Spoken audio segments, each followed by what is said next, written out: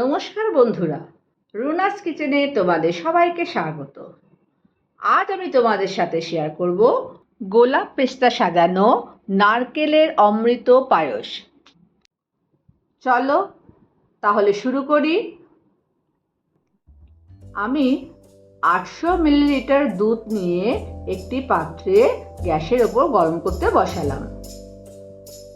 দুধের মধ্যে 4টে ছোট এলাচ আর 2টো তেজপাতা দিয়ে দিলাম।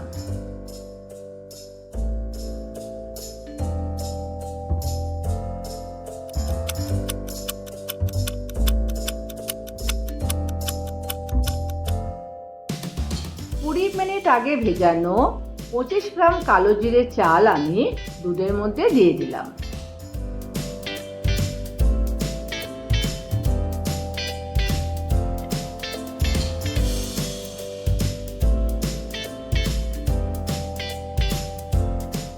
দুধ ফুটে গেলে গ্যাসের আঁচ আমি একদম কমিয়ে দিলাম আর এর মধ্যে আমি 1 চামচ ঘি মিশিয়ে দিলাম। ঘি দিলে পায়েসের টেস্ট একটু অন্যরকম হয় আর দুধও পাত্র থেকে উঠলে বাইরে পড়ে যায় না।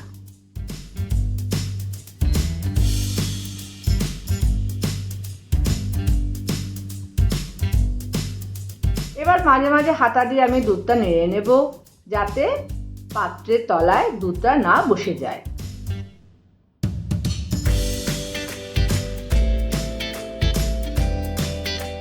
যখন চালটা 75% সেদ্ধ হয়ে যাবে তখন আমি 16টা কাজু দুধে দিলাম।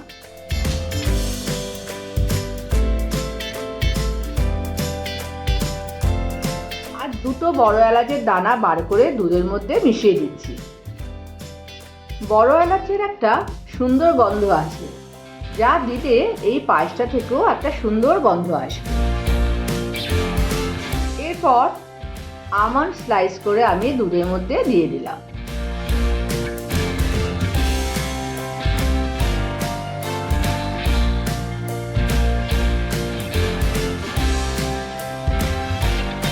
তারপর আমি 60 গ্রাম চিনি দুধে মেশালাম।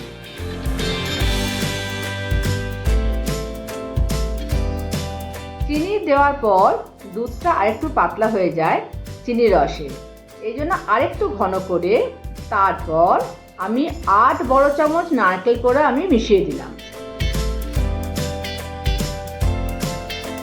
নারকেল দেওয়ার পর দুধটা একদম ঘন হয়ে গেল, এই জন্য বারবার নেড়ে যেতে হবে। তারপর 30 গ্রাম মিল্ক পাউডার আমি মিশিয়ে দিচ্ছি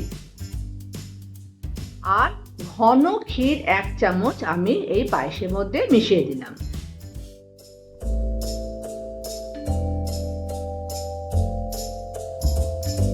এরপর আমি কিছুটা কিশমিশ দিয়ে আরেকটু নেড়ে নিলাম।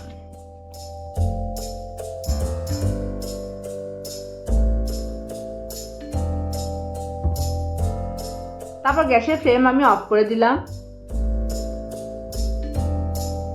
এবার একটা পাত্রে আমি ঘি ব্রাশ করে নিচ্ছি।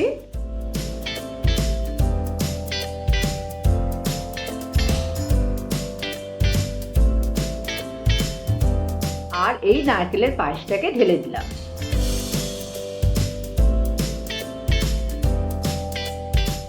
আর সমান করে নেব ওপরটা। তারপর আমন্ড কুচি, কাজু বাদাম, পেস্তা কুচি আর গোলাপের পাপড়ি দিয়ে সাজিয়ে নেব। আধ ঘন্টা ঠান্ডা করে নিয়ে তারপর আমি পায়েসটাকে কাটবো। বাদাম আর গোলাপের পাপড়ি দিয়ে সাজানো এই মিষ্টি স্বাদে যেমন অসাধারণ, দেখতেও তেমনি আকর্ষণীয়।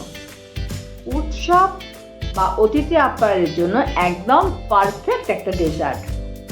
তোমরাও আমার মতো ট্রাই করো আর আমার এই চ্যানেলটাকে লাইক, শেয়ার আর সাবস্ক্রাইব করে দিও।